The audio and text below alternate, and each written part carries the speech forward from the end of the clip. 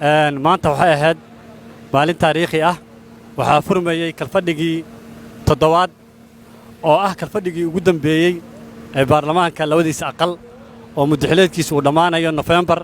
sanadka hadda aan ku jirno 2020 waxayna ahayd khudbadii ugu dambeysay ee madaxweynaha jamhuuriyadda federaalka Soomaaliya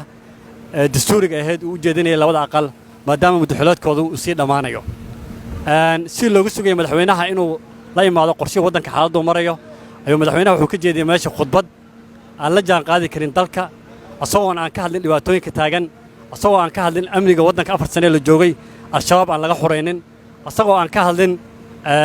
dadkii lagu laayay shabeellada dhexe ee la xasuuqay khaatirta ahaa asagoo ka hadlin badii ummadda Soomaaliyeed oo mar walba dib loo dhigayo oo hadalkeeda uu soo qaadin asagoo ka hadlin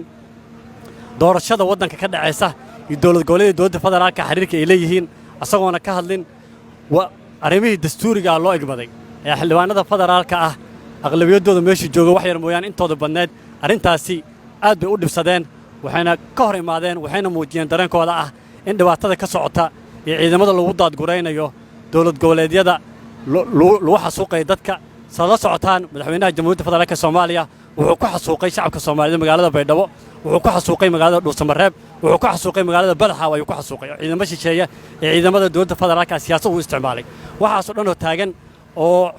wuxuu dhibay muwaadin Soomaaliyeed oo Itoobiya gacan u gali ilaa hadda uu ka hadlin wuxuu ku soo daadguraynayaa Soomaaliya ciidamo nan amisoon ah mandheed ku joogin wuxuu isticmaalayaa dhaqaalihii iyo amnigii iyo awoodii dawladeed oo gabaabsi ah wuxuu isticmaalayaa in Soomaaliya ay ku laawato dagaal sokeeya waxaa maqan Somaliland waxaa maqan Puntland waxaa maqan Jubbaland waxaa maqan dowlad goboleedyada kala dowladda federaalka ayaa maqan maanta waxaa ka muuqatay meesha inay joogin hataa gudoomiyaashii baarlamaanka dowlad goboleedyada badankooda maan imaanin kalfadhiga maanta waxay cadeynaysaa midnimada waddanka inay khatar ku jirto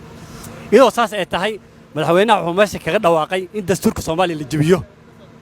oo ah macnaheedu in la bedelo qodobka 72 dastuuriga in la jabiyo asagoo 89 awoodiisa sababtoo ah wuxuu ku dhawaaqay Soomaaliya waa parliamentarian system wuxuu ku dhawaaqay in baarlamaanka la baabi'iyo oo shacabweyne ay cod u dareeraan iyadoo ognahay waddanka inuu al-shabaab u haysto halkii lagu qaban waayay maanta aan ku qabanay kalfadhiga labada aqal xarunta Villa Hargeysa iskool booliisiya waxa lagu qaban waayay amni darro liajligeed lagu qaban waayay laga cabsaday in hooyo lagu soo garaaco ayaa waxa uu leeyahay oo xalay saxda dhexna loo soo diray SMS la leeyahay waa la baajiyay iskool booliisiya in lagu qabto kalfadhiga labada aqal sababtoo ah arrimo amni iyo arrimo farsamo awgood taasoo ah iyadoo laga cabsanaya meeshaas in amni darro ay ka dhacdo iyadoo saas ay tahay muqdisho iskool booliisiya lagu shiri laayahay ayaa waxa uu leeyahay shacabweyne ayaa dareeraya codaynaya taasoo macnaheedu ay tahay extension in la aado la dheereysto dastuurka la bedelo loo gudbo dictatorship waddankana la geliyo xaalad khatar ah hadalladiisu waxa ka mid ahaa oo laga dhadhansanayay in dastuurka jamhuuriyadda federaalka Soomaaliya ee ummadda ay ku heshiisay in la jabiyo taasoo Soomaaliya gelin karta dagaalka sokoeye dib u dhac ummaddu waxay ku heshiisay dastuurna waa heshiis